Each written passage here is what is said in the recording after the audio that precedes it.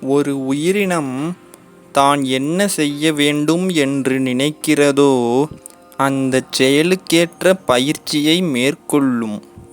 என்னதான் ஒரு செயலுக்கு பயிற்சியானது முக்கியமாக இருந்தாலும் பயிற்சி செய்வதற்கும் முயற்சி முன்வந்து நிற்கிறது.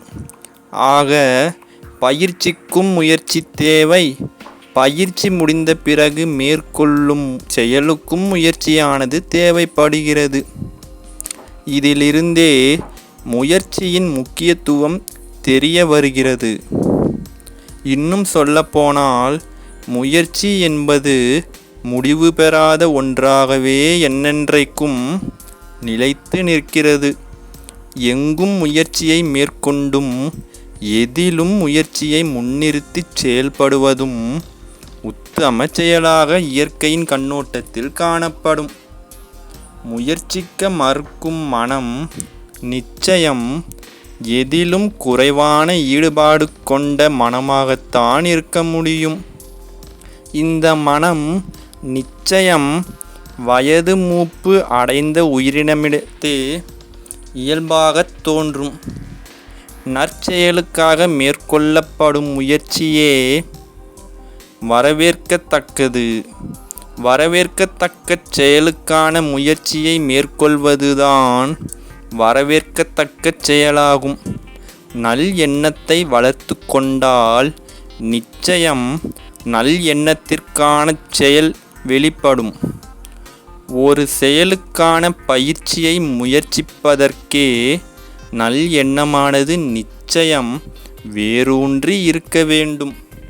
அடித்தளமாக இருக்கும் எண்ணம் தெளிவுற இருந்தாலே எண்ணத்தின் வழி மேற்கொள்ளப்படும் முயற்சிகளும் செழுமையானதாகவும் இயற்கையோடும் இணைந்திருக்கும். பயிற்சியாக இருந்தாலும் தன் திறனுக்கான பயிற்சியாக இருந்தால்தான் மனமானது முயற்சிக்க முன்வரும். இதை மனதில் ஏற்றுச் செயல்பட்டால் தன் திறனுக்கேற்ற நியாயமான வெற்றி வந்து சேரும்.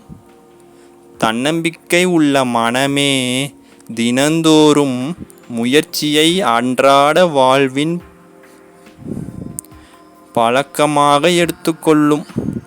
தனது அன்றாட வாழ்வில் சிறிது சிறிதான முயற்சிகளை நித்தமும் மேற்கொண்டிருந்தால் திறனுக்கு உட்பட்ட சில கடுமை தரக்கூடிய காரியங்களாக இருந்தாலும் சின்ன சின்ன முயற்சிகள் மூலம் சிறிதாக தோன்றும் கடுமைகள் கூட இலகுவாகிவிடும். இது அனைத்து ஜீவராசிகளிடத்தே காணப்படும் பொதுவான ஒன்று. கடினமாக உழைப்பது என்பது உடலளவில் சோர்வையும் மனதளவில் மன உளைச்சலையும் தரக்கூடிய ஒன்றாக இருக்கும். மனதிற்கு பிடித்த தன் திறனுக்கு ஒத்த காரியங்களை முடிந்தவரை எளிமையான முறையில் அமைத்து கொள்ளும் உயிரினங்களே ஆகச்சிறந்த உயிரினங்களாக இயற்கையின் கண்ணோட்டத்தில் அங்கீகரிக்கப்படும். இதை கையாள்வதற்கு பயிற்சியும் பயிற்சிக்கேற்ற தினந்தோறுமான முயற்சியும் மிகவும் அத்தியாவசியமான ஒன்றாக இருக்கிறது.